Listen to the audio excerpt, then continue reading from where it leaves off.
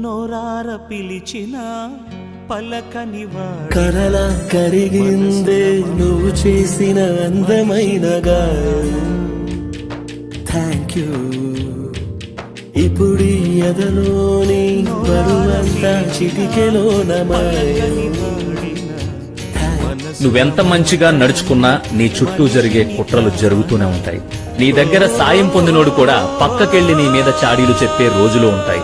ఒక మనిషి మంచితనం ఈ కలియుగంలోనే కాదు, పూర్వయుగాల్లో కూడా చేతకానితనంలాగే అనిపించింది. అందుకే చేతులు కట్టుకుని ఈ ఫోటోలో ఉన్నది నా ముద్దులు మనవడండి.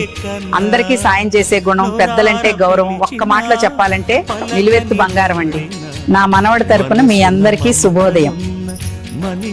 ఎప్పుడూ హ్యాపీగా నవ్వుతూ ఉండండి.